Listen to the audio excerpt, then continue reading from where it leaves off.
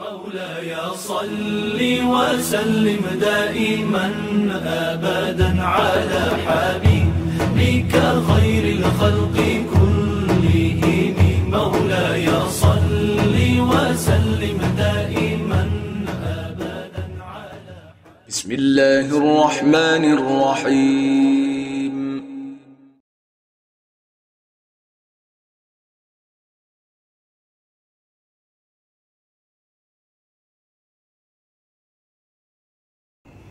Assalamualaikum warahmatullahi wabarakatuh.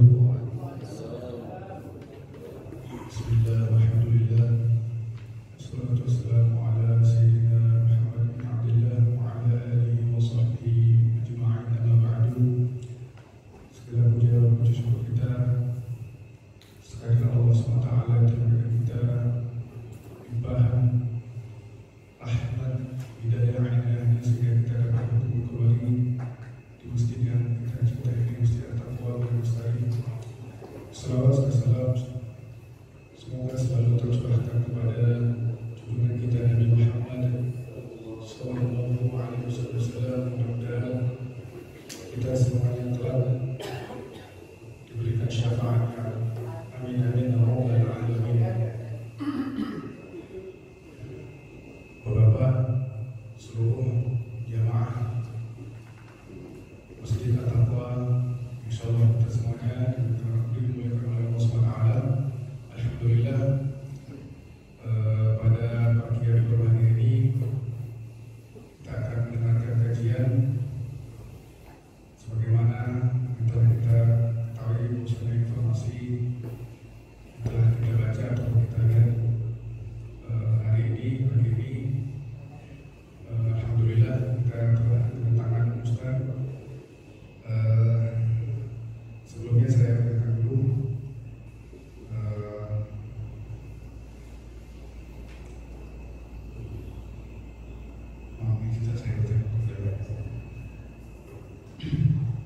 ya, di sini saya juga melihat dari ada aplikasi di Cari Ustaz namanya. Kalau kita ingin cari Ustaz, jadi ada aplikasi di Cari Ustaz.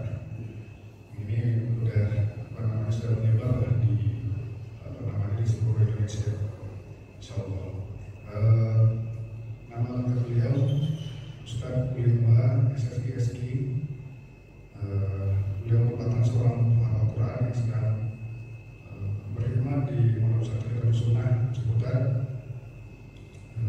Sebelumnya beliau mengajar di pesantren Muda Muda Buludana Kajen Pati, dan juga beliau merupakan alumni dari Ponpes Pondok Pesantren Ilmu Hadis Darus Sunnah Ciputat, dan sudah menyelesaikan pendidikan S1 di UIN Syarif Hidayatullah dalam bidang studi Islam. Saat ini kesibukan beliau juga sebagai dosen di Darus Sunnah International Institute for Hadis Science, dan juga guru madrasah Darus Sunnah. Dan saat ini beliau sedang akan meraih, insyaallah, mudah-mudahan kita doakan insyaallah akan mendapatkan dari kandidat magister di Universitas Sarjana Syarif Hidayatullah Jakarta, dan juga beliau merupakan mahasiswa dari program pendidikan karakter Fasih FSG dan aktif di berbagai organisasi jurnalistik sebagai pimpinan umum majalah Nabawi, anggota Ali Mustafa Yaakob Institute, dan juga mengisi kajian keagamaan di Masjid Mirror Salama dan di Pondok Pesantren Darus Sunnah. Dan juga beliau aktif dan produktif menulis pada saat ini, dan juga beliau sudah menghasilkan karyanya, di antaranya bukunya yaitu berjudul Jalan Penghafal Quran, Meniti Dakwah di Jalan Sunnah, Biografi Kiai Ali Mustafa Yaakob, Risalah Pengantin, dan Ramadan bersama Nabi Muhammad sallallahu alaihi wasallam. Dan juga beliau juga aktif menulis di website bincangsyariah.com. Mungkin itu saja perkenalan kita pada hari ini. Mudah-mudahan kita doakan juga bersama-sama Ustaz Kulimba yang telah datang ke sini membawa barokah bagi kita semua,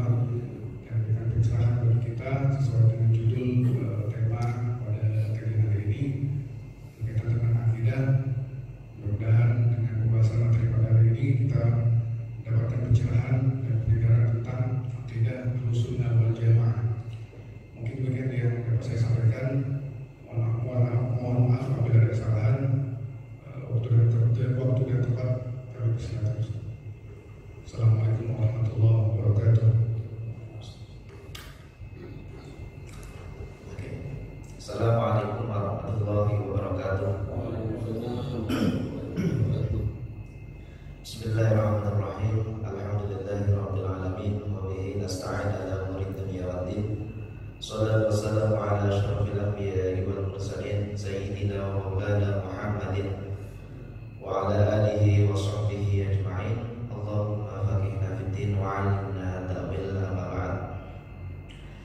Bapak-bapak semuanya, alhamdulillah pagi hari ini kita dapat bermujalasah, bermuajahan, berkumpul dalam majelis yang semoga Allah meridhai, memberkahi majelis kita pada pagi hari ini.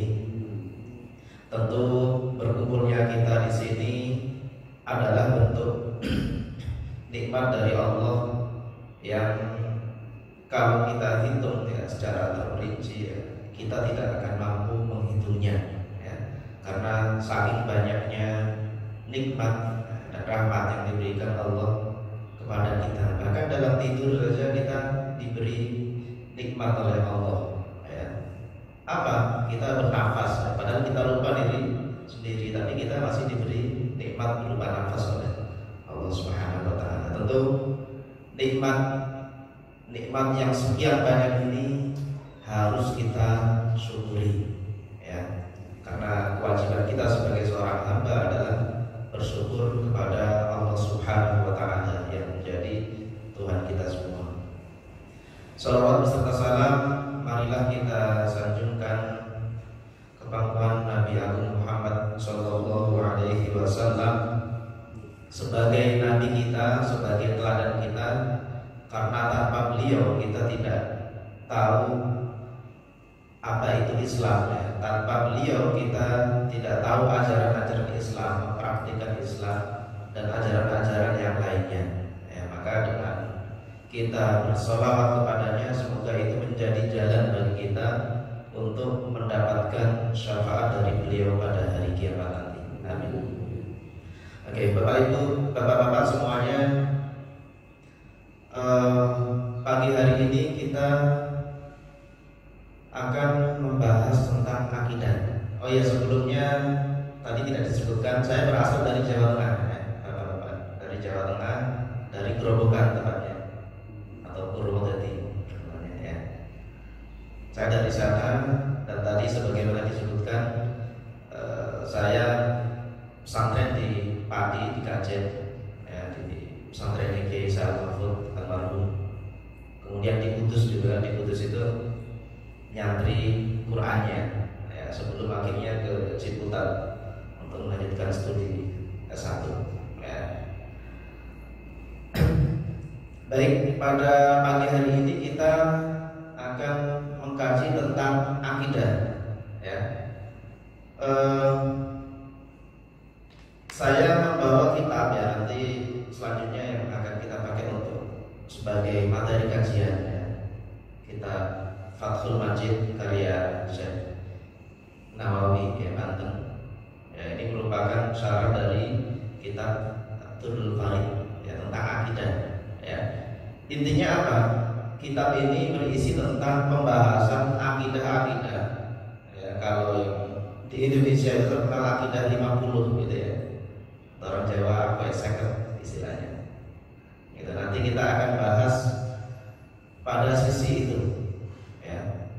Bagaimana kita memahami Allah Subhanahu wa Ta'ala, kemudian bagaimana kita memahami Nabi kita, Nabi Muhammad, dan bagaimana kita memahami hal-hal yang bersifat kabar dari Allah atau Nabi yang kita tidak tahu, hal-hal yang gaib. Karena itu semua menjadi objek daripada kajian akidah. Gitu. Kalau kita mengkaji akidah itu yang diomongin itu tentang Allah, tentang Nabi, kenabian, dan tentang kabar-kabar tadi, tentang surga, tentang neraka, tentang hari kiamat, yang itu kita tidak tahu kecuali mendapatkan kabar dari Al-Quran dan juga hadis. Gitu. Maka karena kita tidak tahu dan ini tidak mudah mengkaji tentang hal ini, maka kita mesti merujuk ke Quran ataupun hadis dan juga pendapat ulama ataupun logika, karena kesalahan memahami itu akibatnya bisa fatal ya, bisa berbahaya. Gitu. Bagaimana memahami Allah? Malah kalau fatal gitu. Bisa-bisa itu menjadikan seseorang itu menjadi kafir, memahami tentang Allah. Misalnya Allah dipahami sama kayak manusia misalnya. Di Quran ada yadullahi fawqa aydihim, yang artinya itu tangan Allah di atas tangan manusia, tangan makhluknya. Ini kalau kita pahami tangan Allah, kemudian kita bayangkan seperti tangan kita, nah itu berbahaya ya, karena Allah beda dari yang diciptakannya. Allah pencipta, kita yang dicipta. Tidak mungkin pencipta itu sama dengan yang diciptakan ya, misalnya seperti itu. Itu adalah kajian-kajian tentang akidah ya. Nah, kalau dirunut ya, kenapa sih kita penting ya? Mengapa kita harus tahu akidah ya? Karena akidah itu menjadi dasar, fondasi kita dalam segala hal ya. Kita beriman, iman kita itu menjadi dasar dari segala hal.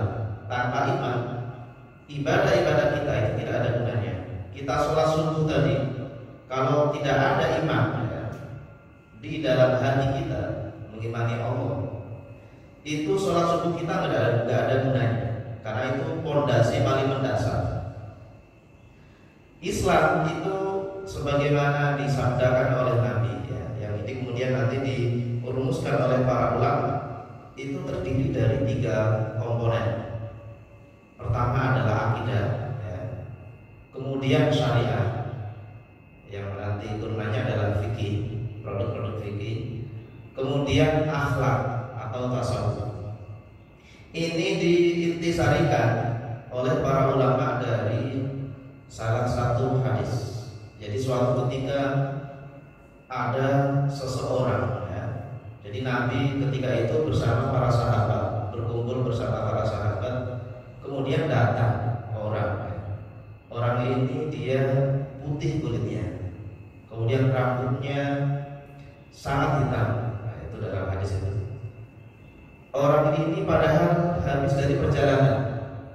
Itu datang kepada Nabi ini dari perjalanan, tetapi tidak tampak bekas-bekas perjalanan debu atau apapun itu tidak tampak. Tiba-tiba orang ini yang mengaku namanya Dihya Al-Kalbi ya, itu mendekati Nabi. Lututnya itu nempel kepada Nabi, kemudian tangannya itu memegang Nabi. Para sahabat bingung ya ketika melihat itu. Ini orang baru datang, tidak mereka kenal, para sahabat tidak tahu, kok tiba-tiba kayak sangat akrab kepada Nabi. Yang mana para sahabat itu sangat menghormati Nabi. Ini kepada orang tiba-tiba datang berani gitu ya, kepada para sahabat untuk berani ya, sedekat itu kepada Nabi. Nah, tiba-tiba Dihya Al-Kalbi ini, orang yang baru datang ini, kemudian nanya kepada Nabi, apa itu iman? Ya, orang ini nanya kepada Nabi. Nabi kemudian menjawab, iman itu yang mengimani Allah ya, mengimani malaikat Allah, mengimani kitab-kitab Allah, mengimani utusan Allah, mengimani hari akhir, dan mengimani qada dan qadar ya, atau rukun iman itu ya. Nah, setelah Nabi menjawab, ternyata Dihya Al-Kalbi tadi yang menemui Nabi ini kemudian membalas, benar atau Nabi, saudara atau enggak. Ini orang bertanya, dijawab, kemudian membenarkan gitu ya, kayak orang tes gitu, kayak tes Nabi. Nanya, dijawab, kemudian membenarkan, saudara. Kemudian tanya lagi ya, mal Islam, apa itu Islam wahai Nabi? Islam itu ya syahadat, 2 syahadat, sholat, zakat, puasa, haji ya, katanya. Kata Nabi menjawab pertanyaan itu yang kita kenal dengan rukun Islam. Kemudian Dihya Al-Kalbi ini membenarkan lagi, sodaqta ya, engkau benar wahai Nabi. Kedua kalinya bertanya, dijawab, kemudian membenarkan. Ya. Yang ketiga kalinya kemudian bertanya, mal ihsan, apa itu ihsan? Kemudian Nabi pun menjawab, anta budallaha ka'annaka tarahu. Ya. Ihsan itu yaitu engkau beribadah kepada Allah seolah-olah engkau melihatnya. Ya. Kata Nabi, fa in lam takun tarahu fa innahu yaraka. Jika engkau seolah-olah masih tidak bisa, ya, seolah-olah engkau melihatnya itu masih tidak bisa, maka ketahuilah bahwa Allah itu melihatmu. Itu ihsan. Ya. Kemudian membenarkan lagi sodaqah, berkata Dihyah al-Kalbi tadi. Nah, kemudian singkat cerita, kemudian Dihyah al-Kalbi ini nanya tentang hari kiamat, ya, hari kiamat. Nabi menjawab, mal mas'ul a'lamu minha minas sa'il. Yang ditanya tidak lebih tahu daripada yang bertanya. Jadi, ketika ditanya kapan itu hari kiamat, jawab Nabi, yang ditanya dan yang bertanya, yang ditanya tidak lebih tahu daripada yang bertanya. Artinya apa? Dua-duanya tidak tahu. Masalah kiamat itu adalah hal yang gaib. Tidak satu pun orang tahu kapan hari kiamat. Bahkan Nabi Muhammad, bahkan malaikat itu tidak tahu. Maka kalau ada orang yang bilang tanggal sekian kiamat, ya, itu bohong. Ya, karena Nabi aja tidak tahu. Karena itu hal yang gaib, hal yang dirahasiakan oleh Allah dari kita semua, dari makhluknya. Nah kemudian, tetapi kalau tanda-tandanya memang ada, ya. Makanya dalam hadis inilah ditanya, kemudian nanya, ya, apa tanda-tandanya? Dijawab oleh Nabi, antalidal amatu rabbataha, ketika seorang budak amat, ya, itu melahirkan tuannya, ya. Gitu. Nah ini nanti maknanya banyak, tanda-tanda seperti ini meskipun dijelasin tandanya, tapi kita memahaminya itu yang tidak mudah, yang sulit, gitu. Maka karena ini sulit, ya tidak usahlah kita membicarakan tentang kapan itu kiamat, tanda-tandanya apakah ini atau itu. Karena tujuannya bukan itu. Tujuannya Nabi ngomongin kiamat itu agar kita mengingatnya, itu sebagai pengingat kita. Apa sih yang sudah kita siapkan?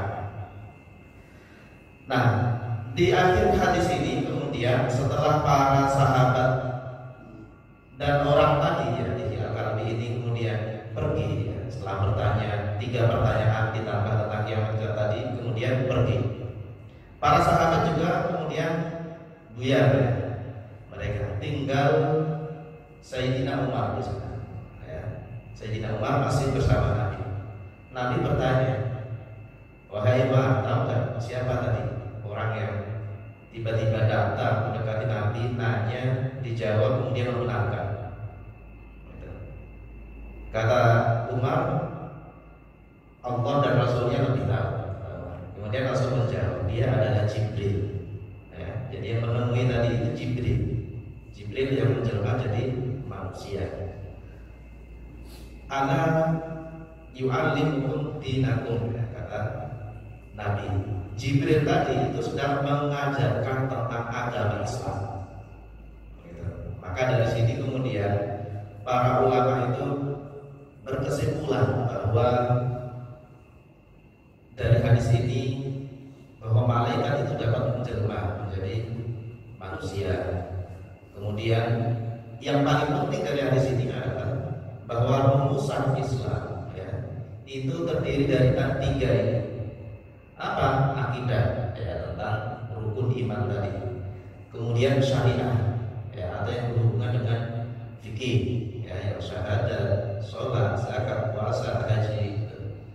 Kemudian ihsan. Ihsan ini yang dipahami sebagai akhlak atau tasawuf, ya, bagaimana kita memperbaiki ibadah kita, kualitas ibadah kita, bagaimana kita mengamalkan ikhlas, ya, bagaimana kita membayangkan ketika beribadah itu seolah-olah Allah di depan kita, tapi seolah-olah, ya, gitu. Itu adalah bagian dari tasawuf, bagian dari muraqabah, ya. Allah selalu mengawasi kita. Nah, dari disinilah kemudian kalau kita belajar Islam itu yang 3 komponen ini, gitu. Akidah saja, ya, tapi tidak syariat, ya nanti pincang, gitu. Karena amalan-amalan ajaran Islam itu tanpa dari syariat. Kita sholat, kita haji, kita puasa, itu adalah bagian dari syariat. Adapun akidah itu adalah bagian dari dalam hati. Ya, kita iman kepada Allah bahwa Allah itu satu, itu bagian dari akidah. Ya. Sebaliknya kalau syariat tanpa akidah, ya hampa, kosong, gitu. Karena tidak ada gunanya. Seseorang yang ibadahnya sehari semalam full misalnya, ya, segala hal ibadah pernah dilaksanakan, tetapi kalau dasar imannya tidak ada, dia tidak percaya Allah, tidak percaya pada Nabi, ya tidak ada gunanya, gitu. Nah, sebagai pelengkap itu adalah akhlak tadi. Ya, karena kalau kita ibadah kepada Allah tetapi tidak ikhlas, maka ibadah kita kurang sempurna, gitu. Penghambaan kita itu menjadi kurang.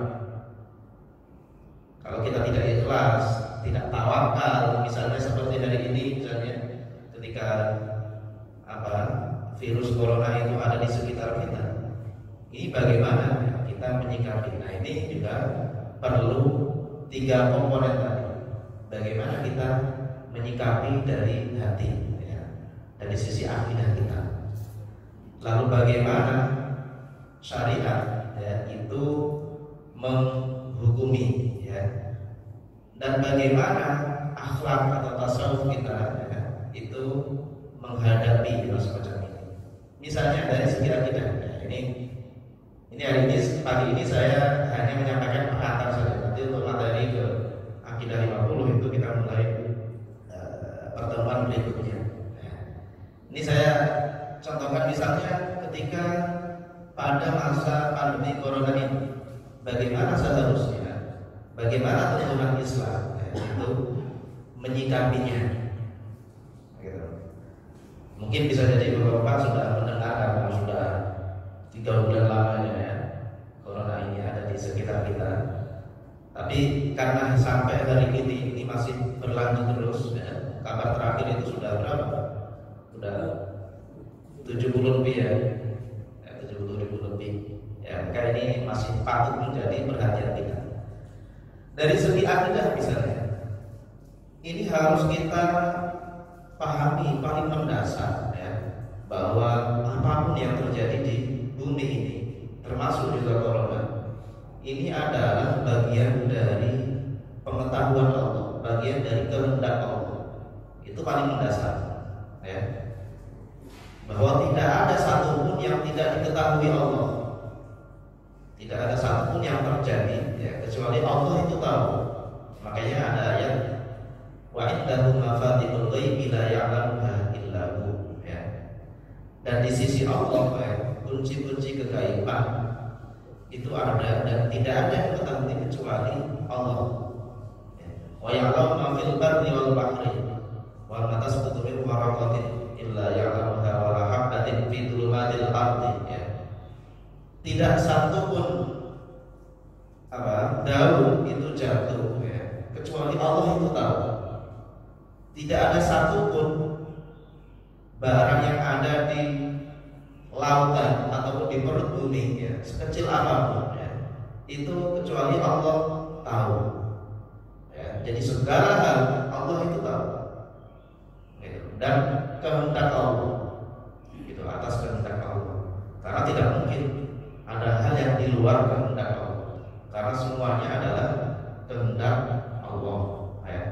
Maka ini paling mendasar bahwa virus corona ini ada, ya, karena Allah menghendakinya, dan itu berada dalam pengetahuan Allah, gitu. Itu paling mendasar. Baru kemudian bagaimana menilai daripada virus ini, apakah ini sebagai azab, ya, apakah ini sebagai musibah, ujian, atau ini sebagai rahmat. Nah, ini kemarin rame, ya, ketika masih di Cina sana, kemudian orang bilang azab itu ya diturunkan kepada orang-orang non-muslim gitu. Apalagi di sana ada Uighur katanya. Gitu. Orang-orang bilang seperti itu. Tapi ketika kemudian itu menyebar ke negara-negara Islam termasuk Indonesia, termasuk Arab. Nah, ini kemudian penilaian sebagaimana tadi itu kemudian luntur ya. Orang tuh sudah tidak berani lagi.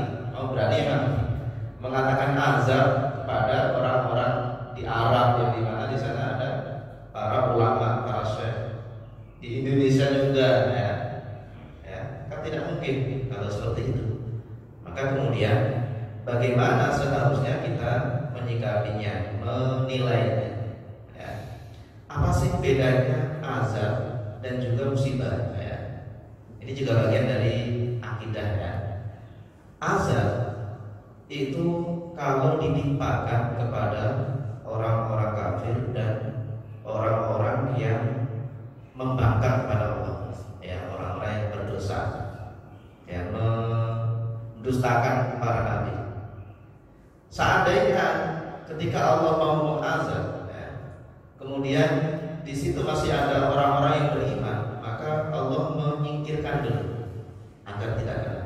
Contoh misalnya pada zaman Nabi Nuh ya, Allah mau mengazab, tetapi biar orang-orang yang beriman itu tidak kena, bagaimana? Kemudian Allah memerintahkan Nabi Nuh membuat perahu.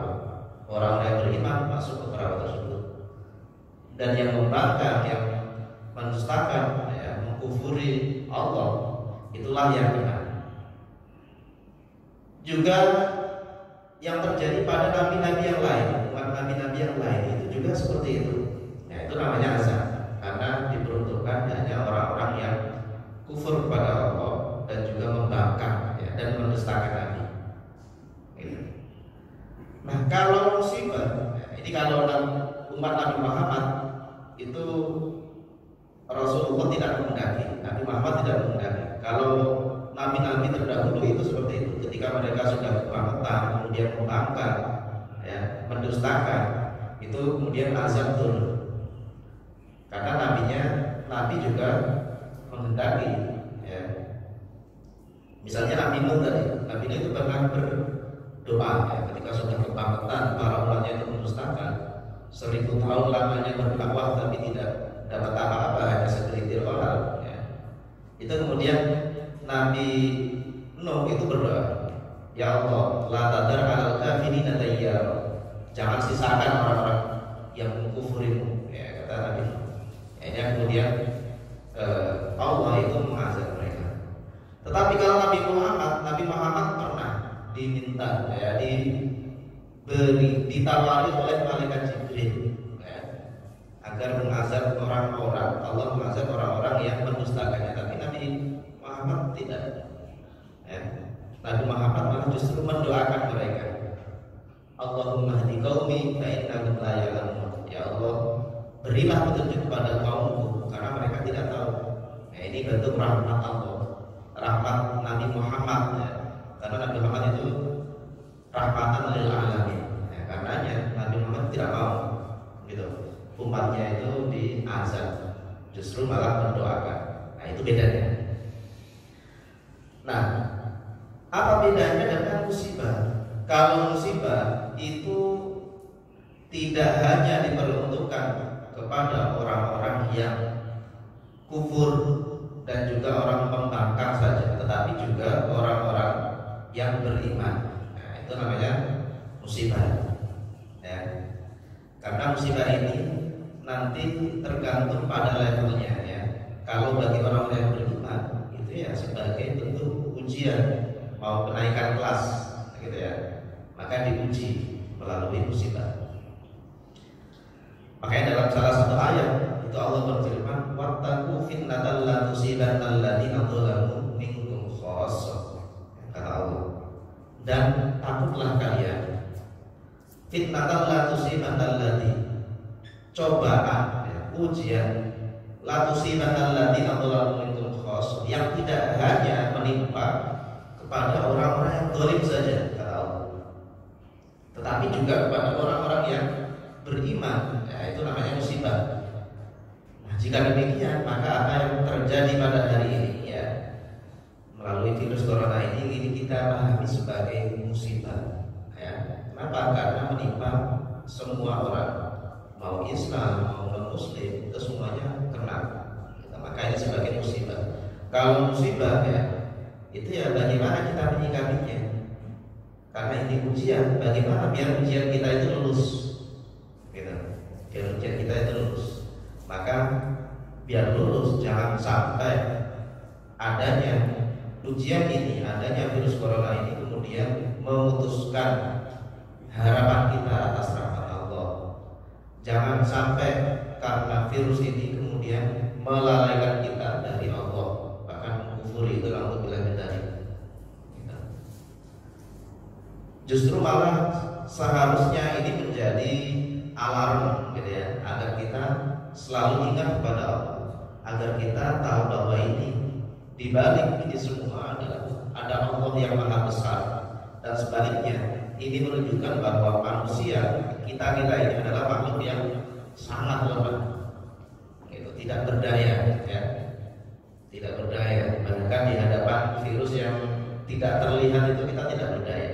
Nah, ini menunjukkan kebesaran Allah Subhanahu wa taala. Gitu. Nah, lalu kalau kita dapat mendasarkan akidah kita, pemahaman kita bahwa ini semua adalah kehendak Allah, pengetahuan Allah, kemudian ini adalah bentuk musibah ya, bentuk ujian ya.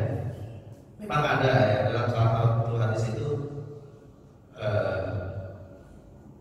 virus atau wabah ya, itu bagi orang yang kufur ya, orang yang membangkang itu adalah azab, tapi bagi orang yang beriman itu adalah rahmat ya. Nah, hadis ini lebih tepatnya kita pahami bagaimana orang itu menyikapi adanya wabah ini. Kalau dengan wabah ini dia ternyata kemudian menjadi kufur ya, mengkufuri Allah ya, dia tidak percaya lagi pada Allah, maka ini azab bagi dia. Tetapi kalau justru dengan ini dia meningkatkan keimanannya, maka itu adalah rahmat ya, dia kemudian menjadi lebih baik lagi, lebih baik lagi. Itu adalah rahmat bagi dia. Meskipun di sisi lain memang ada kerugian, tapi di sisi yang satu ini adalah rahmat Allah ya, justru kita ditingkatkan keimanan dan kualitas ibadah kita ya. Nah, kalau kita bisa memahami demikian, maka apa yang harus kita lakukan gitu, menyikapi ini. Nah, maka dalam hal ini sebagaimana petunjuk Allah dan Rasulnya ya, itu kita tetap harus berusaha ya, tawakal ya, tapi berusaha juga ya, juga berdoa. Nah, jangan kemudian kita berusaha saja tanpa tawakal, tanpa ingat Allah, atau sebaliknya hanya tawakal saja tanpa berusaha. Itu juga tidak baik ya. Suatu ketika Rasulullah ya, itu pernah menghadapi wabah juga pada zaman itu yang dikenal dengan taun istilahnya kalau dalam bahasa Arab, taun amwas tepatnya ketika itu. Apa yang dikatakan oleh Rasulullah ketika menghadapi wabah seperti ini? Kata Rasul, "Idza sami'tu bit-ta'uni bi'ardin." Ya. Ketika kalian mendengar ada wabah di suatu tempat, di suatu daerah, fala wa anta fihi, atau yang pertama wa anta idza sami'tum bit-ta'uni bi'ardin fala tadkhuluha. Ya. Jika kalian mendengar wabah di suatu daerah, maka kalian jangan masuk ke daerah itu. Ya. Wa idza sami'tumuhu wa antum fiha fala takhruju minha, kata Rasulullah. Dan ketika kalian mendengar suatu wabah, sedangkan kalian ada di daerah wabah tersebut, maka jangan keluar dari situ. Nah, ini yang kemudian kita pahami kemarin itu sebagai lockdown, gitu ya, sebagai PSBB. Itu sudah sejak zaman Nabi. Ya, Nabi itu memberikan tata cara, memberikan solusi, ya, bagaimana menghadapi wabah. Ya. Jadi kalau kita ada di luar, ya, maka maka jangan masuk. Kalau kita ada di dalam, jangan keluar. Ini semua adalah demi kemaslahatan, biar tidak menularkan kepada orang lain. Gitu. Dan ini menunjukkan bahwa kita harus berusaha. Gitu. Ketika ada wabah, ya, kita tetap harus berusaha. Adanya protokol kesehatan, kita bermasker, kita menjaga jarak sholat, kita cuci tangan, itu semua adalah bentuk-bentuk usaha. Ya, bentuk usaha zahir. Tidak dibenarkan kemudian kita hanya bertawakal, ya, bertawakal tanpa usaha, apalagi melawan usaha. Itu tidak dibenarkan. Tetap harus berusaha. Rasul aja berusaha.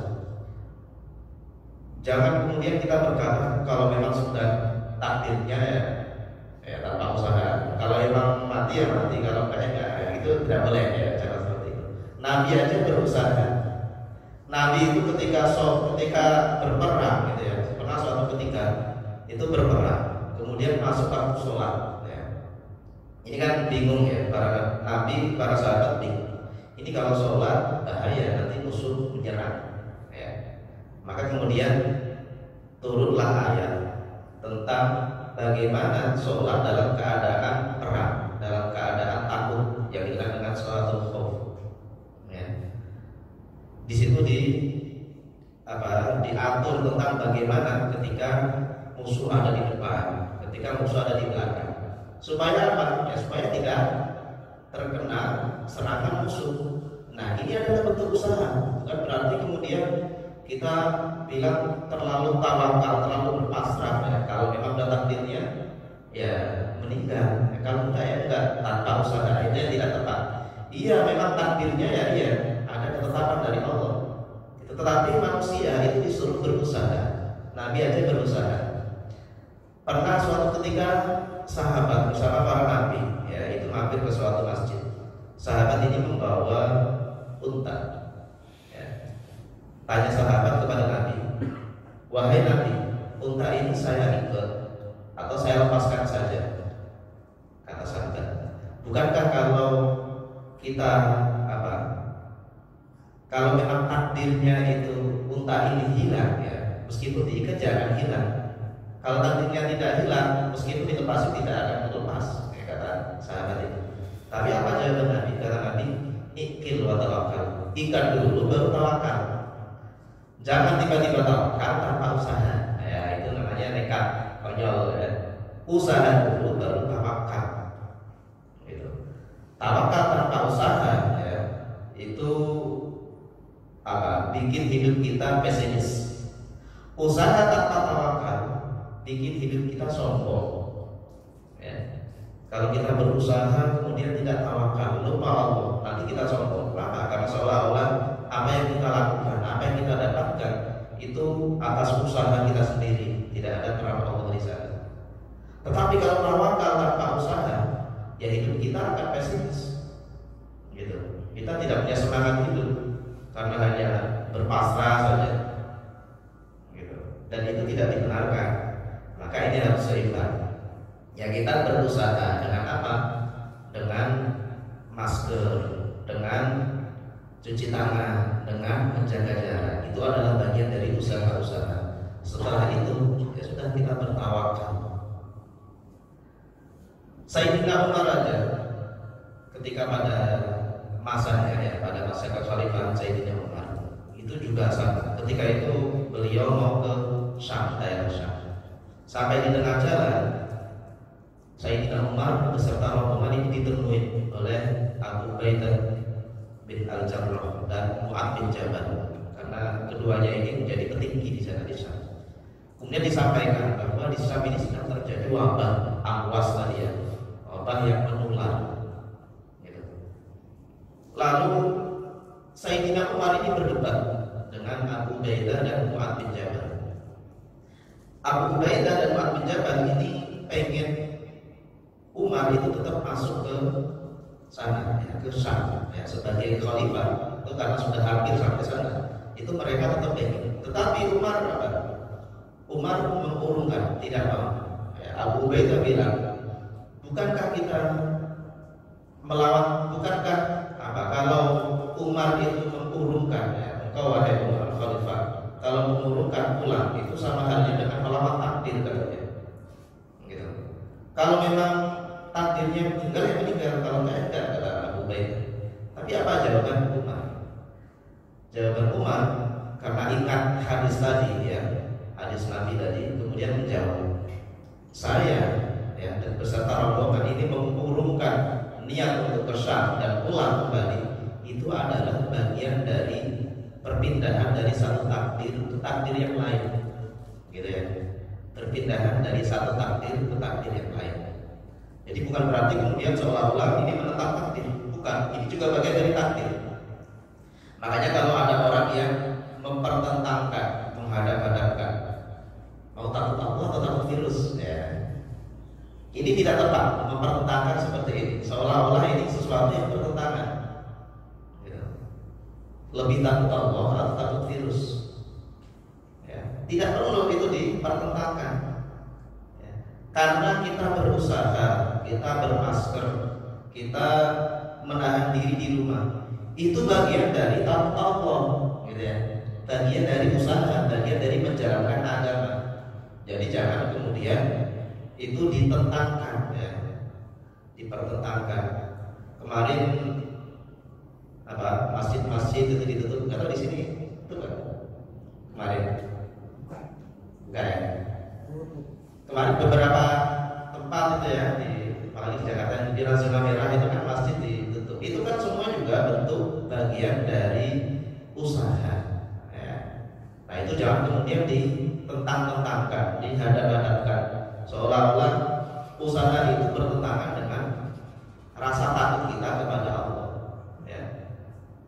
Karena dua-duanya ini bagian dari takut kepada Allah. Jangan dibilang kemudian kalau kita berusaha itu adalah menentang takdir Allah, ya, itu yang tidak tepat. Maka dalam kondisi seperti ini, ya usaha kita ya, kemudian bertawakal. Kalau sudah berusaha ternyata kena misalnya, alhamdulillah, ya.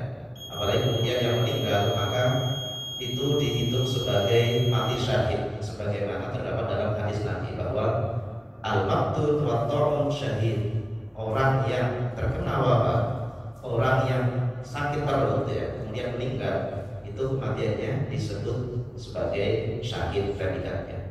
Itu bagi orang Islam ya, hanya bagi orang Islam saja.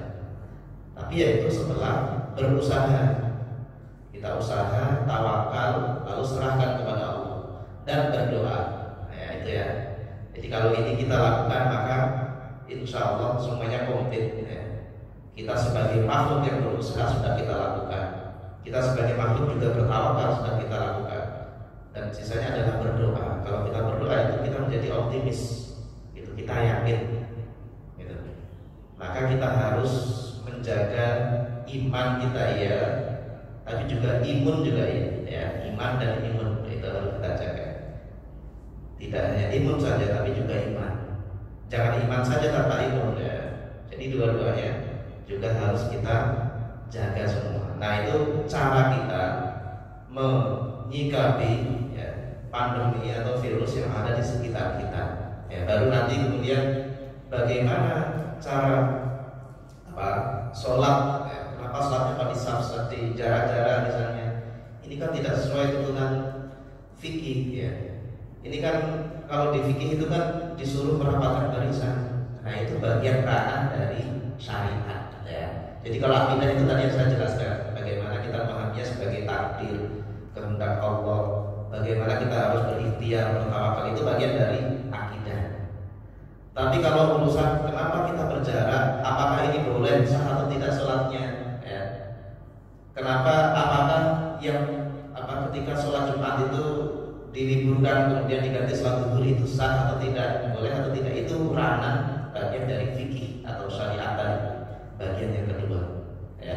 Adapun bagian ketiga yang akhlak atau tasawuf tadi, itu adalah bentuk sabar kita menghadapi ini, bentuk tawakal kita, bentuk keikhlasan kita akan takdir ya. Itu bagian dari ranah tasawuf atau akhlak gitu. Jadi tiga-tiganya ini, akidah, syariat dan juga akhlak dan tasawuf, ini adalah satu kesatuan yang kalau kita praktekkan dalam kehidupan sehari-hari, maka insya Allah akan mencatat kita sebagai hamba yang melaksanakan perintahnya, menjalani Islam ini secara utuh, ya. Karena tidak hanya akidah saja, atau tidak hanya syariat saja, atau akhlak saja, tetapi tiga-tiganya satu kesatuan. Dan kalau kita lakukan itu, maka insya Allah kita akan mendapatkan kebahagiaan dunia dan akhirat. Amin Allahumma amin. Oke, saya kira itu ya. Kita lanjutkan ke tanya jawab ya. Silakan kalau Bapak yang mau bertanya, nanti kalau bisa saja bisa jawab, kalau tidak ya nanti PR buat saya gitu ya. Oke. Baik, berikut telah disampaikan oleh Ustaz Ketua beberapa pengantar terkait akidah yang sama-sama kita dengarkan jadi pelajaran bagi kita bersama untuk mengawali kajian pertemuan pertama kali ini. Mungkin ada beberapa yang ingin bertanya, kami persilakan.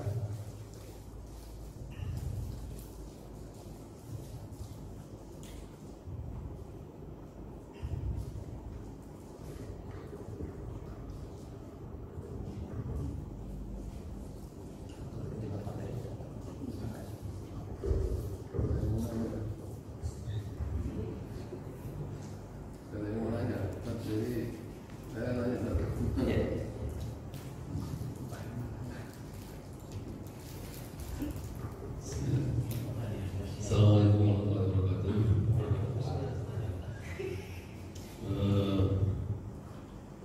Saya kira juga tidak ada yang mau nanya, kalau banyak sekali pertanyaan ini, sampai saya lupa lagi banyaknya.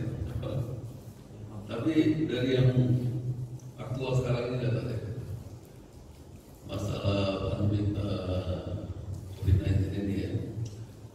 Kita kemarin kan sebenarnya sudah ngobrol juga ya, ikuti apa namanya fatwa MUI ya. Sebelum sana mungkin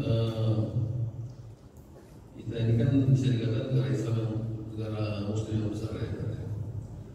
Tadi kalau ada satu wabah di daerah kita yang keluar gitu kan.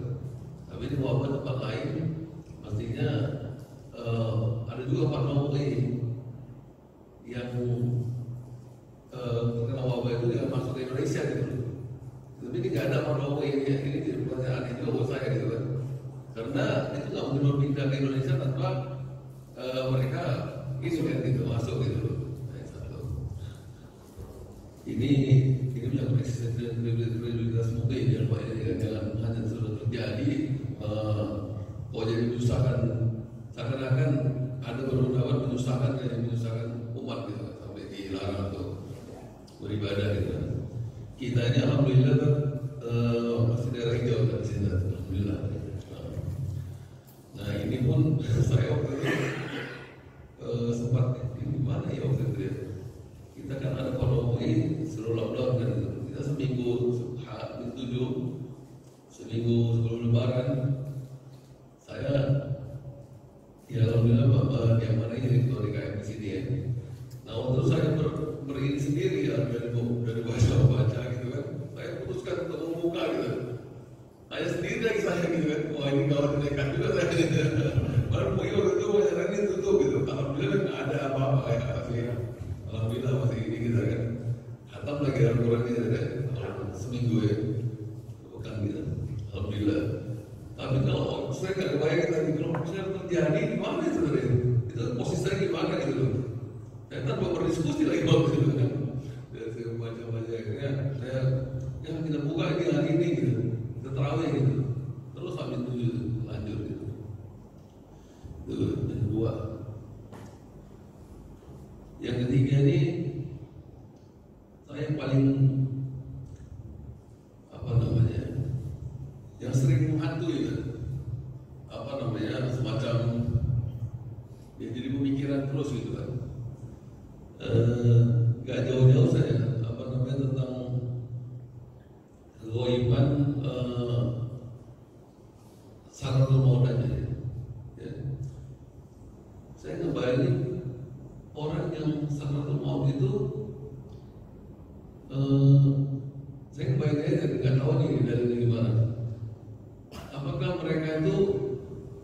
mengerti gitu, mengerti ya, akan menjalani itu gitu kan.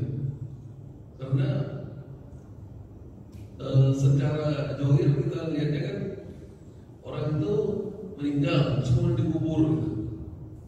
Udah selesai dengan selesai di dunia itu jalannya kan. Apakah orang itu tahu nggak dia itu akan seperti apa proses setelah itu gitu? Nah hubungannya relasinya ini dengan cara menyikapinya gitu. Cara menyikapinya dan menyadari dan menyikapi serta mengimplementasikan dalam hidup kita gitu. Sehingga kita selalu sadar akan itu gitu. Nah, seperti Ustaz bilang tadi kan dalam pembukaan tadi, kita selalu subur zaman itu salah satu nikmat dari berbagai macam nikmat. Sebelum tadi saya bilang sama Bapak sebelah ini, Pak, tadi kan alhamdulillah kita tahajud tadi apa namanya sebelum subuh tadi kan 1 juz alhamdulillah ada habis kita dari Ustaz Boni kan. Jadi ini saya panggil Pak Daeng nih, Pak Daeng tadi dicabut nikmat sholat tahajud Pak Daeng. Kalau nikmat sholat subuh tadi dicabut juga gimana Pak Daeng? Saya bilang kan, wah ini saya selalu juga nih kepada diri saya sendiri gitu. Kita biasa mendapatkan misalnya kita bertilawah gitu kan, atau dengan kegiatan-kegiatan sosial yang menyangkut aktivitas dunia ini, sehingga hari itu kita nggak tilawah gitu. Ini ngeri banget kalau nikmat itu lewat tadi gitu, lewat gitu aja gitu. Itu lalai gitu, lalai.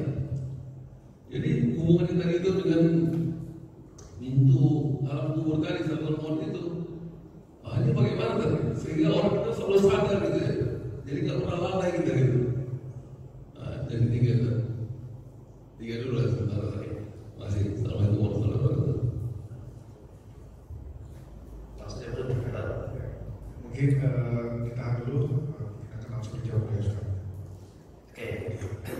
Pertama tadi terkait fatwa tadi ya MUI, kenapa kok hanya mengeluarkan fatwa yang di Indonesia saja gitu ya? Kenapa yang dari luar itu tidak? Ya, itu ya memang apa ya bagian dari kekurangan. Tapi begini Pak, MUI itu hanya memfatwakan yang berhubungan dengan umat Islam, ya, problematika umat Islam, gitu. Dan fatwa itu ya, kalau MUI itu fatwa tidak mengikat, dia hanya beban moral saja. Kalau kita menentang fatwa MUI itu, ketika kita menentang berarti kemudian dipenjarakan, itu enggak, karena enggak ada hubungannya. Cuma hanya beban moral saja, gitu. Memang idealnya harusnya ada, ya, ada fatwa yang dari luar itu tidak boleh, tetapi karena tidak berkaitan secara langsung, ya. Karena kalau yang dari luar misalnya, dan apalagi tidak ada permintaan misalnya, karena fatwa MUI itu permintaan.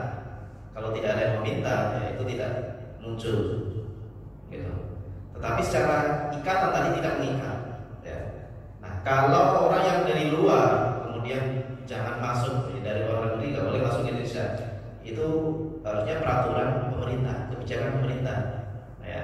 Itu bukan ranah MUI karena secara ikatan juga tidak akan mengikat, gitu.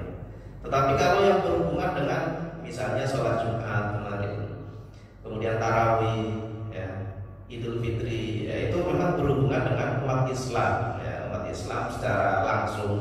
Itu problematika di sekitar kita, dan MUI itu membawahi itu, gitu, berhubungan dengan hal itu. Makanya kemudian keluar fatwa itu. Tetapi begini, ini dari awal saya juga melihatnya, karena di daerah saya, di Gerobokan sana itu juga ya tidak dihitung ya biasa saja, karena memang daerah hijau. Maka seharusnya dari awal, ya, menurut saya itu fatwa itu tidak dilakukan secara menyeluruh, harus ada fatwa-fatwa lokal harusnya, ya. Kalau MUI misalnya, MUI ada MUI kecamatan misalnya, ada MUI apalagi tingkat desa bahkan, ya, itu harusnya ada, ya, fatwa lokal. Karena tidak bisa dipukul rata, misalnya semuanya harus tutup, sedangkan di daerah itu benar-benar hijau, tidak ada apa-apa, dan dia terkondisikan, ya, terkoordinir. Di daerah saya, misalnya di desa saya, itu karena desanya memang penduduknya ya sawah biasa, tidak berlalu lalang, tidak menjadi tempat hilir mudik orang luar gitu, itu ya aman, daerah hijau, benar hijau dan tidak dikhawatirkan. Maka kalau ikut fatwa itu kan harus meliburkan, ya. Sedangkan di situ tidak terjadi apa-apa. Maka idealnya memang harusnya, ya, menurut saya fatwa MUI itu jangan diberlakukan secara menyeluruh. Jadi harus ada fatwa-fatwa lokal. Gitu. Dan MUI juga menjelaskan hal itu harus jadi fatwanya. Gitu. Jadi untuk per daerah itu ikutnya adalah fatwa lokal. Gitu. Harusnya seperti itu. Maka kalau Bapak tadi misalnya, di sini tetap dibuka karena ijtihadnya Bapak adalah di sini hijau, ya. Secara hukum fatwa MUI tidak mengikat, maka melanggar pun itu tidak ada masalah, gitu. Karena yang mengikat itu peraturan pemerintah. Gitu. Kalau ada peraturan pemerintah kemudian melanggar, itu bisa dipermasalahkan secara hukum. Tapi kalau fatwa MUI itu hanya ijtihad, ya. Ijtihad itu kalau kita tolak itu juga tidak ada masalah, gitu. Dan kalau kita punya ijtihad baru, ya, menurut kita, karena kita yang lebih tahu, ya, dan kita yakin, ya silakan saja, gitu. Adapun nanti apakah nilainya di sisi Allah itu kita benar atau salah, ya, yang penting kalau kita pertimbangannya itu sudah matang, sudah yakin, ya sudah serahkan kepada Allah. Ya, yang penting tidak sembrono saja.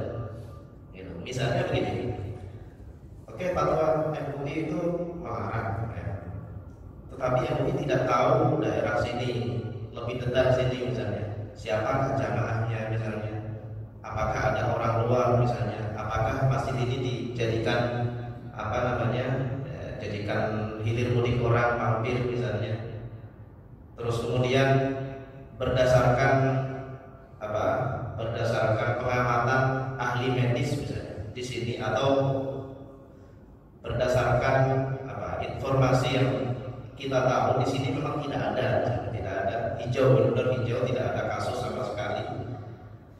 Nah, ini kan menjadi pijakan kita bahwa di sini hijau. Kemudian di sisi lain kita bisa mengkondisikan, misalnya bisa berjarak, kita juga menyediakan tempat cuci tangan misalnya, kita juga menggunakan masker. Nah, kalau itu bisa dipenuhi, pertama adalah tadi hijau daerahnya, kemudian bisa memenuhi protokolnya, ya. Kemudian kita bisa menjamin segala halnya, ya, memungkinkan, dan kita yakini itu, maka itu adalah bagian dari ijtihad. Gitu, ijtihad lokal kita. Kalau kita lakukan, ya itu bagian dari ijtihad. Ijtihad itu kalau benar dapat 2 pahala, kalau salah ya dapat 1 pahala. Itu namanya ijtihad. Tapi ijtihadnya itu harus benar pertimbangan matang, tidak yang sembrono, gitu. Tidak asal nggak usah takut sama virus, ya, takut pada Allah, padahal di situ zona merah misalnya. Nah, itu namanya tanpa pertimbangan, itu konyol kalau seperti itu, gitu. Jadi harus melalui pertimbangan-pertimbangan itu, lalu kemudian kita laksanakan meskipun menyelisih fatwa MUI misalnya. Tapi karena fatwa MUI itu bersifat tidak mengikat, ya, dan tadi saya bilang harusnya ada fatwa lokal, ya. Maka ya menurut saya silakan saja asal bisa memenuhi tadi, gitu, ya. Oke, dan kemudian tadi yang terakhir bagaimana biar kita bisa selalu ingat nikmat Allah, gitu ya. Apakah kita tahu sakaratul maut kita, ya. Yang namanya kematian itu rahasia, sebagaimana dengan kiamat. Semua kita tidak akan tahu kapan kita diwafatkan oleh Allah, kapan kita meninggal.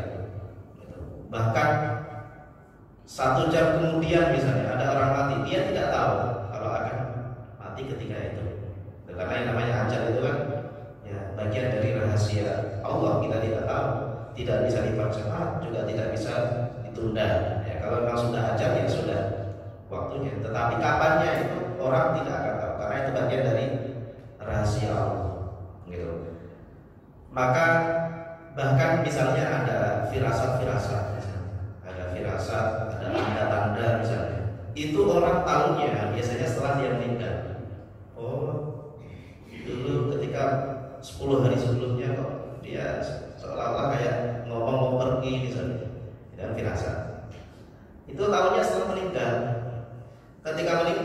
ketika masih hidup ya kita tidak menyadari, bahkan orangnya sendiri tidak menyadari.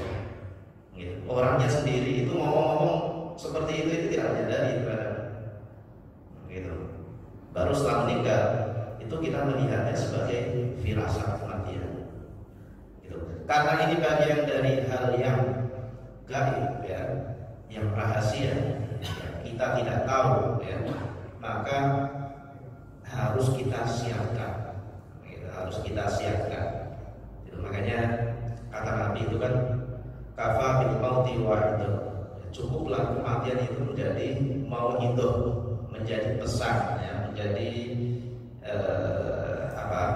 ceramah ya, bagi kita.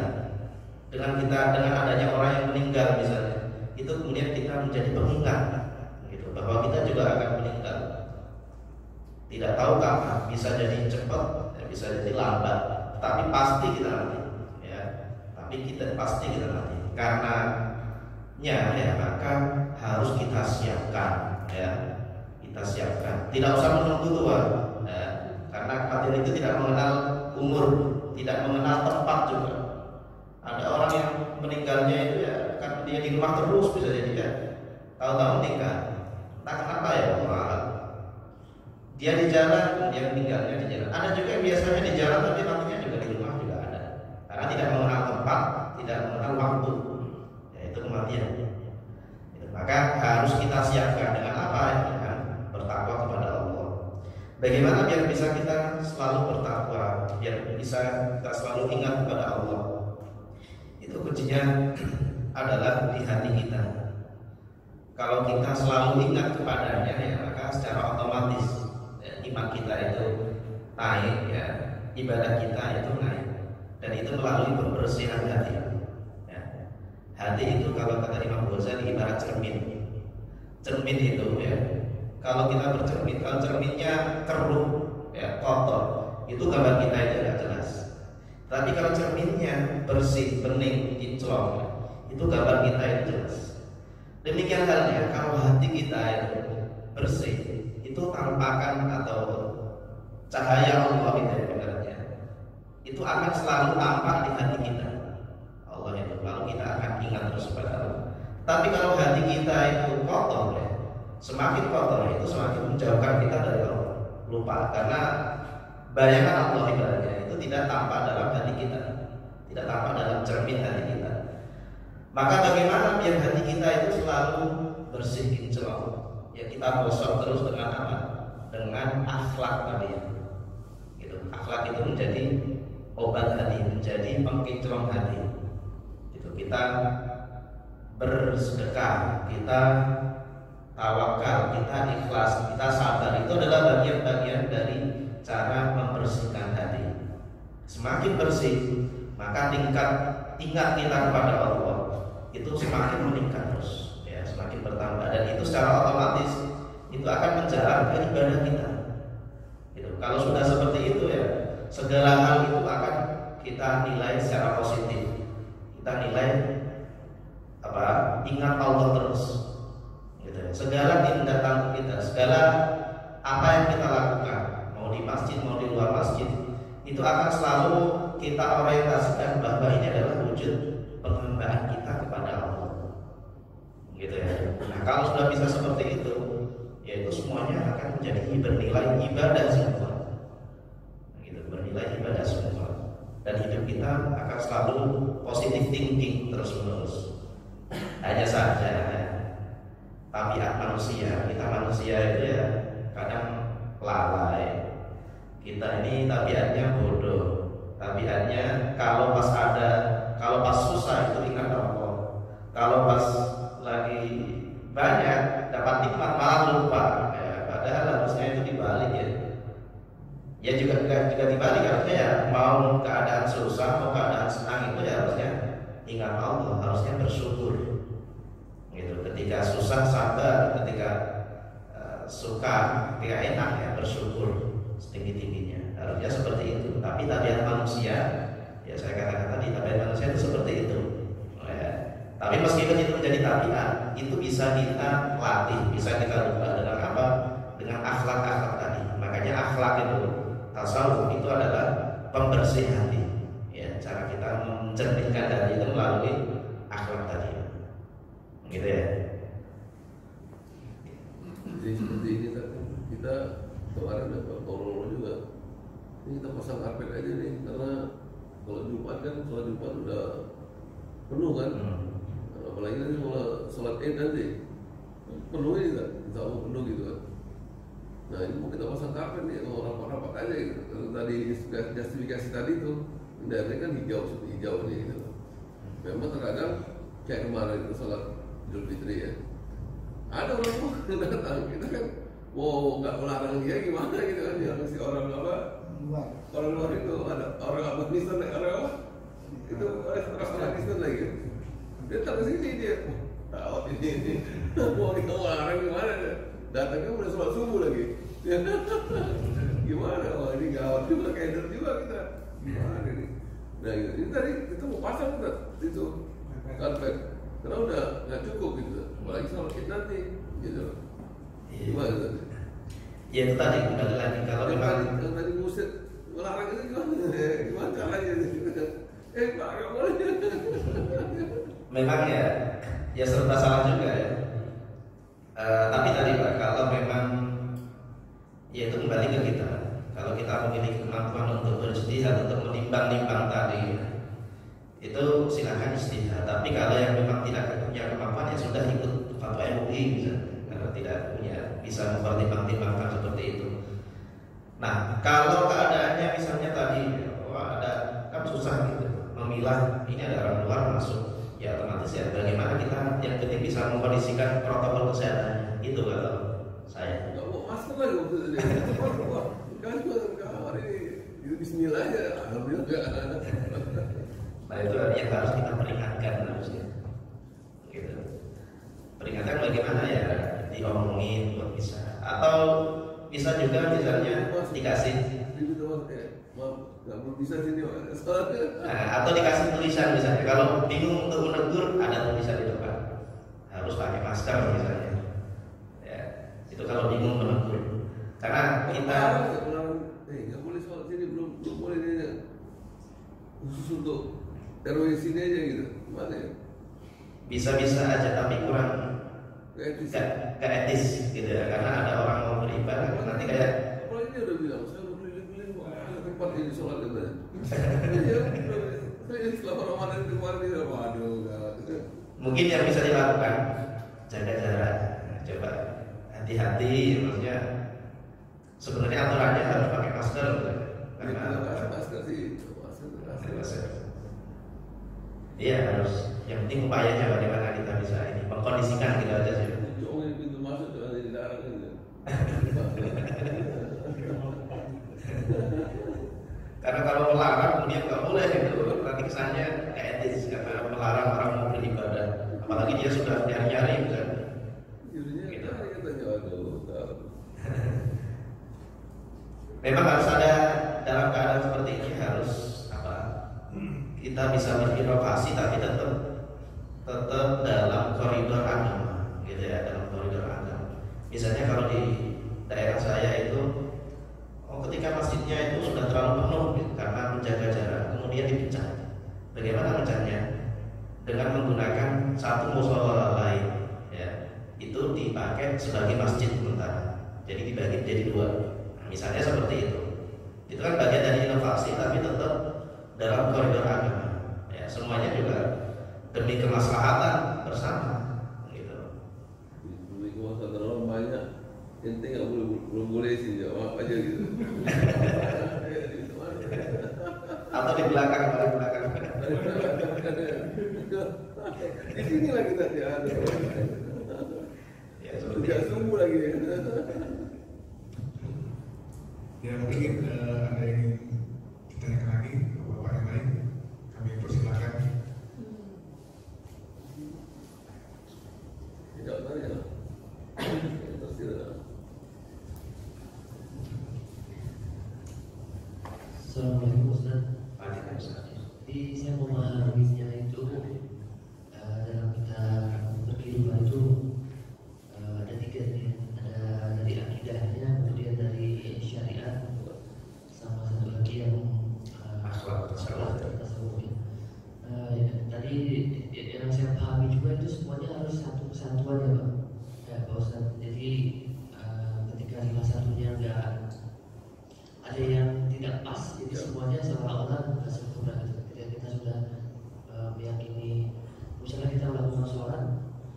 sudah cinta iman kepada Allah, kemudian syariatnya kita melaksanakan berdasarkan fikih yang ada berdasarkan yang kita tahu dari Quran dan hadis dan ulama. Dan tapi ternyata di pelaksanaannya ihsan kita dalam pelaksanaannya kita tak bagus, misalnya dari atau sombong. Maka ini tidak sempurna. Nah, yang saya mau tanyakan dari ketiga ini adalah bobot yang lebih berat gitu dalam kita mempelajarinya. Contohnya kalau misalnya ketika kita lepas sholat ada riaknya, apakah itu jangan-jangan kita ada kurang pemahaman kita dari segi akidah dan syariahnya? Karena kalau masalah yang ketiga tadi itu saya melihat itu benar-benar manusiawi banget gitu. Ketika kita sudah yang kesatu keduanya sudah benar, tapi dari jiwa, dari hawa nafsu kita sendiri itu kan ada riaknya, ada sombongnya, itu jadi kesan-kesannya menghilangkan yang dua tadi gitu. Jadi seolah-olah sia-sia kita belajar itu. Apakah ketika kita melakukan yang ketiga salah itu, apakah mungkin karena kita ada salah dalam belajar yang satu dan kedua itu? Apakah ada bobot-bobotnya? Oke. Tiga tadi ya, itu bisa dianggap sebagai satu kesatuan pelengkap, bisa juga dilihat sebagai strata urutan gitu ya. Kalau orang itu pertama kali itu akidahnya dulu. Orang Muslim kalau dia masuk Islam, itu yang dituntut adalah dia beriman kepada Allah saja, sama Nabi Muhammad. Itu dulu. Masalah sholat dan lain-lain itu dulu. Jadi paling prioritas pertama itu memang hatinya itu beriman dulu, berakidah dulu. Gitu. Baru kemudian berlanjut ke bagian syariatnya, itu fikihnya. Baru kemudian ke tasawuf akhlaknya tadi. Ya. Nah, kalau yang paling vital itu memang dua, akidah sama syariat. Ya. Orang Islam itu kalau sholat itu harus berdasarkan dia beriman juga. Beriman tanpa dia tidak melakukan sholat ya sama saja. Gitu. Adapun yang ketiga itu akhlak itu melengkap. Orang sholat ya, dia secara akidah oke, sudah beriman. Secara syariat sudah memenuhi syarat dan hukum, tetapi masih ada rasa riya misalnya, masih kurang ikhlas misalnya. Apakah itu secara hukum fikih sah? Ya, hanya saja bobotnya itu berkurang. Ya tadi kurang sempurna itu saja, kurang sempurna. Tapi bukan berarti tidak sah, gitu. Nah, makanya yang ketiga ini, yang sisi akhlak tasawuf ini memang ya, karena ini hubungannya dengan hati ya, tadi menjernihkan hati memang, gitu, menjernihkan hati. Bukan karena apakah ada kesalahan dari yang pertama sama yang kedua misalnya. Ya bukan kesalahan juga karena itu hubungannya dengan hati. Ya. Tetapi harusnya kalau dia belajar akidahnya itu dalam, ya, tuntas memahami posisinya, ya, itu harusnya secara otomatis yang ketiga ini terdapat, ya, ada dalam dirinya. Misalnya ketika kita mempelajari akidah bahwa Allah itu adalah segalanya, Allah itu yang menguasai kita, yang berkehendak atas kita, ya, kita tidak ada apa-apanya, kita makhluk yang lemah. Ya. Secara otomatis kan kita, bagaimana bisa kita sombong kalau kita memahami itu semua secara mendalam? Gitu. Bagaimana bisa kita sombong kalau kita secara akidah ya, tahu bahwa Allah itu kuasa, Allah segala-galanya dan kita tidak ada apa-apanya, kita makhluk. Kan tidak mungkin bisa sombong. Gitu. Makanya tafakur itu kan menjadi penting. Tafakur ini bagian dalam akhlak tasawuf, tapi berhubungan dengan akidah juga. Gitu. Karena ketika kita tafakur itu secara otomatis itu akan melunakkan hati kita, akan melunakkan diri kita, ya, akan memposisikan diri kita sebagai seorang hamba. Ya. Gitu. Nah, bagaimana ya tadi penjernihan hati, ya, menjernihkan hati. Hati semakin digosok itu akan semakin bertambah, ya. Gitu. Nanti akan menjalar ke segala hal. Gitu. Karena kan kalau hati kita itu lagi keras, itu bagaimana sih biar bisa ini? Kan dengan melakukan hal-hal yang akhlak-akhlak tadi. Nah, akhlak ini juga berhubungan dengan kesesama. sesama kita, gitu. Akhlak ini hubungannya dengan sesama kita, tidak hanya kepada Allah. Oke, ikhlas itu hubungannya dengan Allah karena di dalam. Kemudian sombong itu juga berhubungan dengan Allah, tetapi juga berhubungan dengan orang lain. Ria itu juga sama, berhubungan dengan orang lain. Jadi kalau akidah itu hubungannya dengan Allah langsung, ya, karena dalam hati keimanan. Maka kalau akhlak tadi itu berhubungan dengan Allah juga dengan sesama, gitu. Maka ketika itu, ya, kalau tiga-tiganya ini bisa kita jalani dengan baik, ya, maka kita dapat disebut sebagai soleh secara individual, secara vertikal, juga soleh secara sosial pada sesama, gitu. Tapi yang ketiga ini tadi, ya, ini bukan, kalau yang prioritas itu memang 1-2, akidah sama syariah. Ada yang ketiga ini pelengkap, gitu. Seandainya nggak ada yang tiga ini, ya sah-sah saja sholat kita, ya sah, hanya saja kurang sempurna, gitu saja. Nah, gitu. Ini makomnya tasawuf, ya. Tasawuf itu kan makomnya lebih tinggi lagi, ya. Kalau kita memahami dalam ilmu tasawuf ada makom syariat, thariqah, hakikat, gitu ya. Syariat itu ya ketika kita sudah memenuhi syarat dan rukun, gitu aja. Kita sholat, zakat, puasa sesuai syarat dan rukun itu adalah syariat. Tetapi kalau lebih tinggi lagi thariqah dan hakikat, bagaimana sih puasa ini biar bisa mengingatkan diri kita, melatih diri kita untuk ingat kepada orang yang tidak bisa makan, misalnya. Itu bagian dari akhlak, gitu. Bagaimana puasa ini dapat menumbuhkan jiwa bersedekah kita, ibadah kepada orang lain, itu bagian dari akhlak. Tetapi seandainya itu tidak ada, puasanya tetap sah selama dia tidak makan dan minum, gitu. Jadi hanya sebagai pelengkap yang ketiga ini. Tapi penting, ya, biar kita bisa soleh secara individual, soleh secara sosial, ya. Karena kalau yang ketiga ini tidak kita tumbuhkan dalam diri kita, hati kita itu menjadi keras, ya. Nanti kalau keras itu ya bisa saja mempengaruhi yang kedua dan yang pertama juga. Semakin keras kan semakin lupa kepada Allah, gitu. Maksud beliau mungkin lebih kepada kasarnya, percuma nggak jadi gitu, percuma nggak kalau dia satu udah oke, tiga ini bermasalah, gitu. Artinya percuma lah gitu, gitu. Ya itu tadi makomnya, tergantung makomnya. Kalau kita makomnya itu makom tingkatannya, kita ada di posisi syariat, ya. Kan begini, kita sholat, ya, kita puasa, kita haji, itu kan tujuannya apa sih? Biar kita masuk surga. Nah itu kan yang normatif, ya, itu makom syariat. Tetapi kalau sudah sampai pada makom akhlak tasawuf, itu udah gak penting. Surga neraka itu gak penting. Yang penting apa? Ridho. Nah, itu. Jadi itu hubungannya dengan makom. Makomnya itu ya lebih tinggi lagi, ya. Kalau kita dituntut apa? Dituntut syariat sebenarnya. Ya, selama tidak bertentangan dengan syariat, ya, dan ada akidahnya untuk itu sudah cukup. Tetapi lebih lengkap lagi, ya, itu kalau ada akhlak tasawuf tadi. Ya, karena bagaimanapun kita kan hidup dengan sesama, dengan orang lain. Ya, itu yang perlu akhlak, gitu. Tidak hanya yang dua tadi. Berarti kan untuk ternyata walaupun penyempurna, tapi ada beberapa kalau misalnya kan ancamannya kan agak-agak sedap, gitu ya.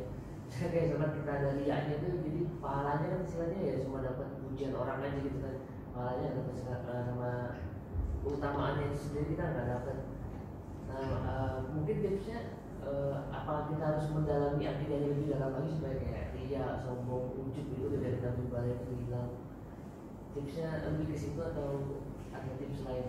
Ya, secara pahala mungkin pahalanya menjadi hampa, tetapi secara kewajiban sudah gugur. Orang puasa, ya, kalau dia tidak makan, tidak minum, ya, tapi meskipun ngomongnya masih ngomong kotor misalnya, itu kan secara puasanya dia sudah gugur kewajibannya. Tetapi secara pahala menjadi hampa, kan gitu ya. Hampa ini bagian dari akhlak tadi, ya, karena hubungannya dengan akhlak. Nah, tadi saya bilang memang ini berhubungan dengan karena hati, wilayahnya hati. Akhlak itu dari hati. berhubungan dengan yang pertama tadi, akidah. Karena akidah itu hubungannya hati. Kita iman kepada Allah itu kan apa? Iman itu kan ada dalam hati. Tampakannya itu kan melalui syariat tadi ya. Tampakannya. Gitu. Ya.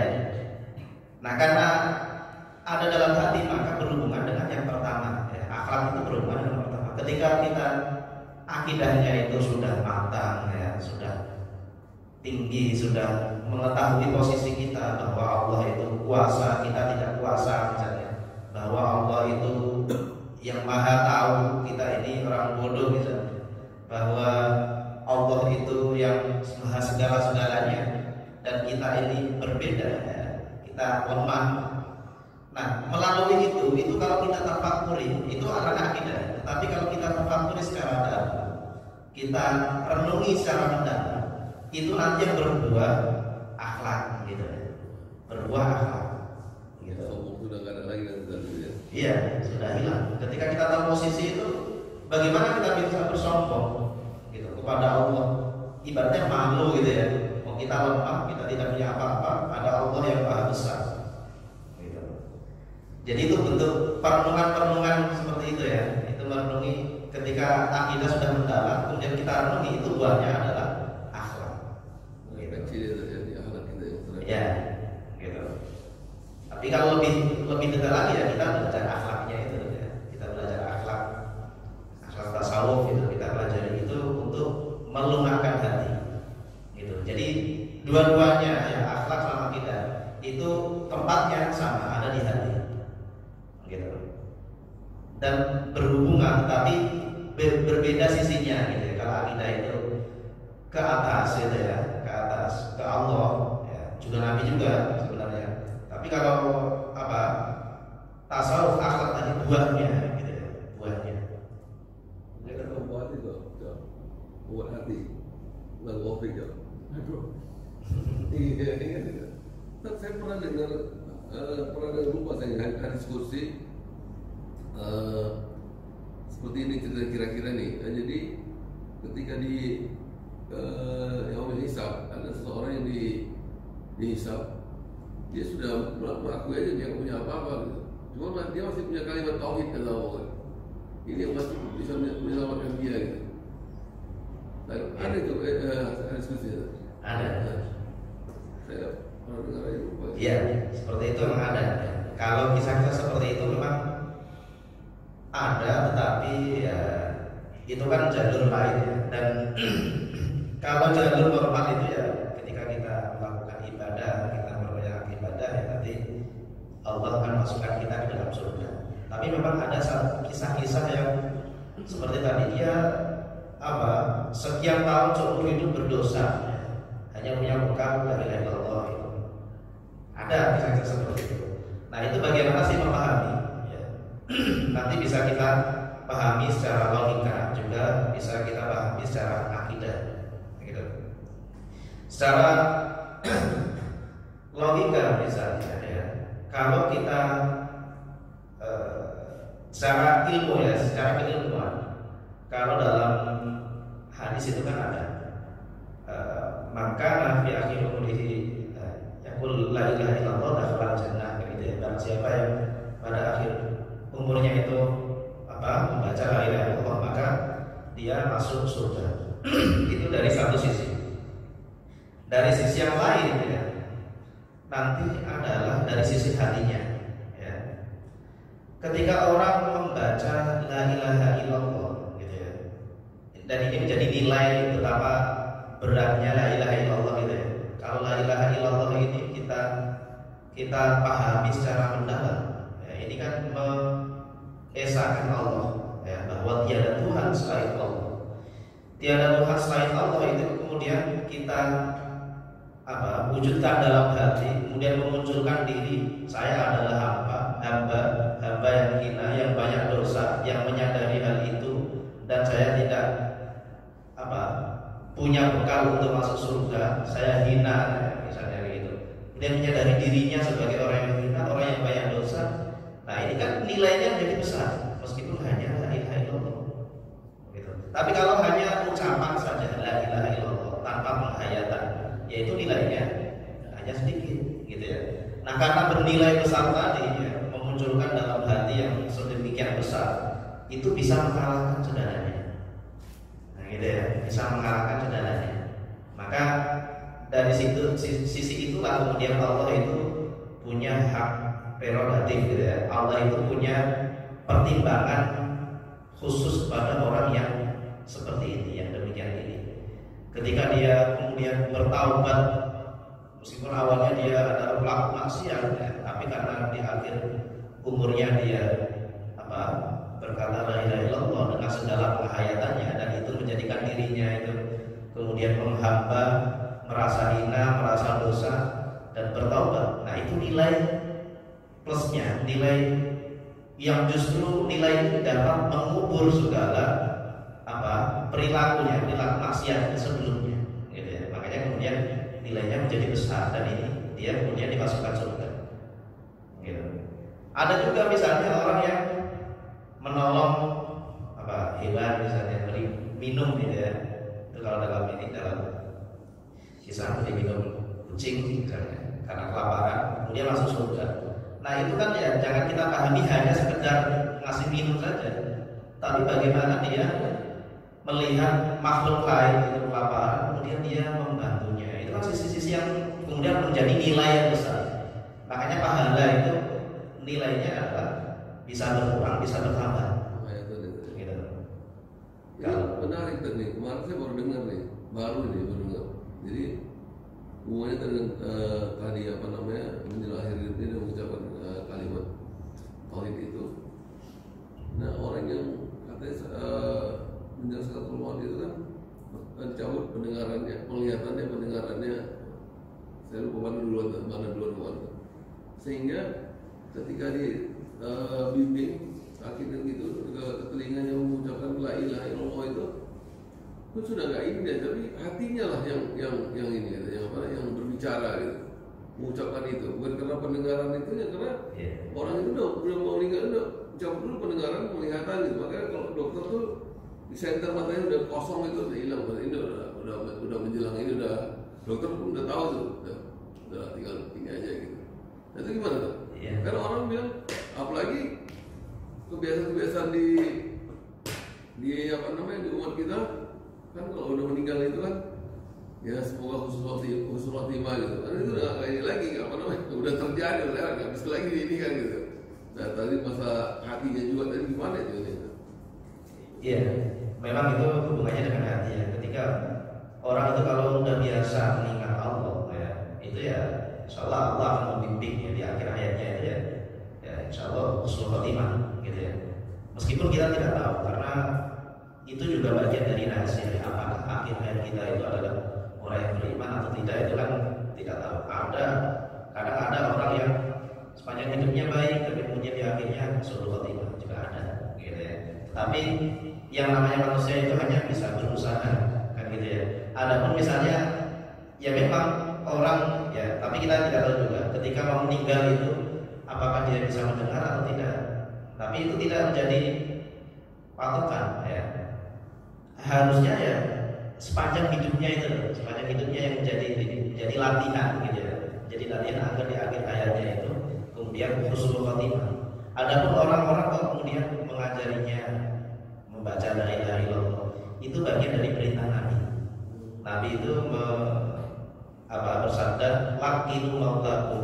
Talqinkanlah, talqin itu ajarilah orang-orang yang mau meninggal. Gitu. Ajari berkata la ilaha illallah Muhammadur Rasulullah. Yaitu bagian dari usaha. Gitu. Usaha ya, yang namanya usaha bisa oleh Allah itu. Sampai orang mau dikuburkan, mau dikubur pun udah dikubur masih talqinkan juga. Iya. Iya kan ya. Iya, namanya usaha gitu kan. Tapi itu karena ada hadis Nabi memang memerintahkan laqinu mautakum, talqinkanlah, ajari gitu ya. Ajari orang-orang yang meninggal gitu. Itu dimaknai sebelum meninggal diajari, juga bahkan ada yang maknai setelah meninggal juga ditalqin di kuburannya. Apakah dia melihat ya, kita sudah tidak tahu. Apakah dia mendengar, kita sudah tidak tahu. Tapi karena Nabi itu perintahnya seperti itu ya, kemudian kita menjalankan ya. Tinggal kita optimis saja ya. Ya semoga mendengar kemudian itu bisa menjadi bekal gitu. Hubungan dengan kebiasaan-kebiasaan di masyarakat gitu, semoga usul lima gitu. Gimana? Udah sebenarnya udah banyak sering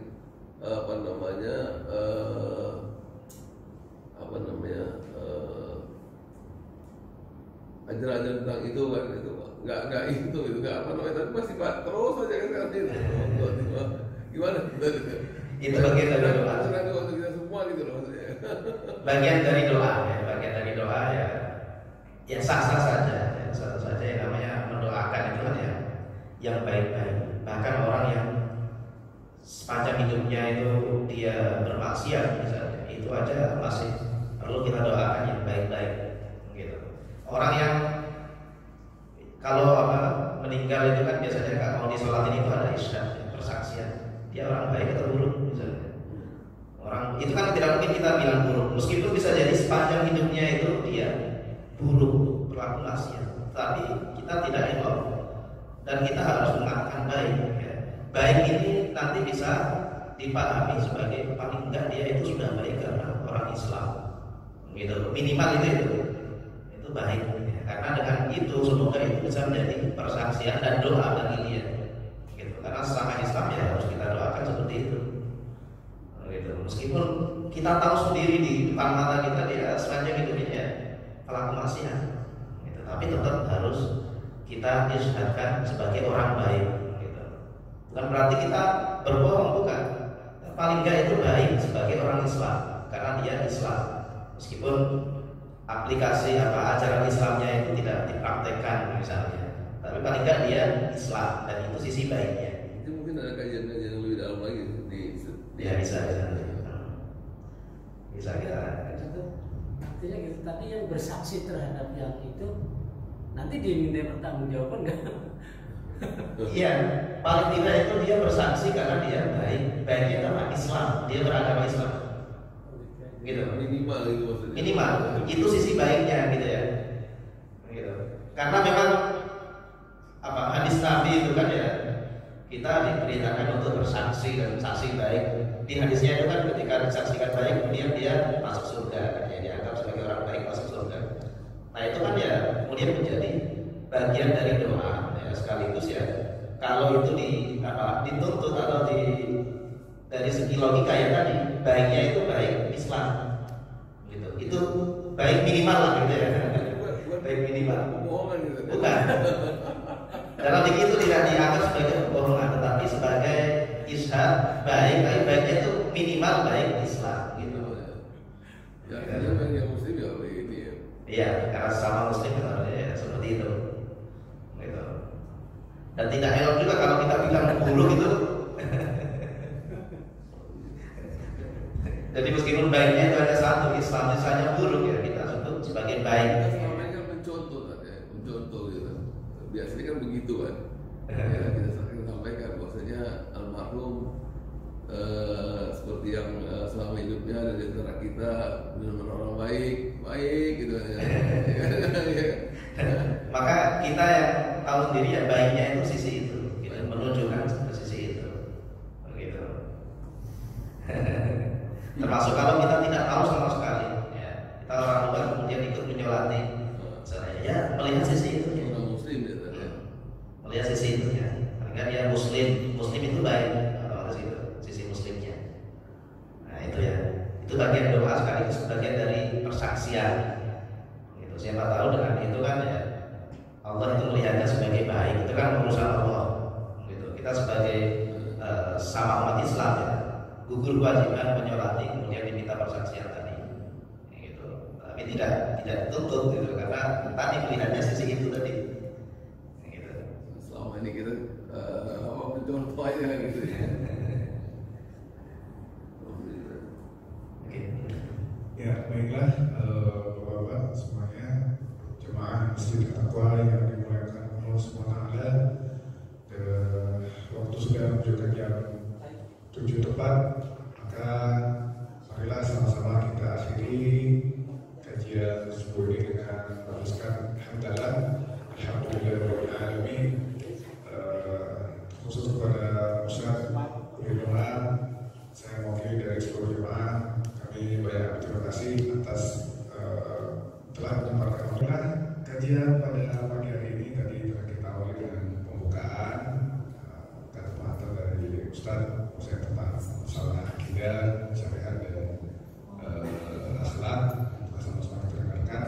Jadi pengawal ya, ibarat kalau di buku itu ya kata pengantar, insya Allah pendahuluannya dan selanjutnya akan kita lanjutkan di sesi Ahad selanjutnya di insya Allah Ahad minggu kedua saja. Insya Allah mudah-mudahan kita diberikan kesehatan, diberikan keselamatan, walafiat, mudah-mudahan Ustaz juga mudah-mudahan Allah memberikan selalu kesehatan. Dan kami sangat-sangat berharap pencerahan, bimbingan dan ajaran yang telah Ustaz Ustaz berikan kepada kami mudah-mudahan menjadi pegangan buat kami, karena bagaimanapun kita semuanya mudah-mudahan masih diberikan Allah umur yang panjang untuk bersama menuntut ilmu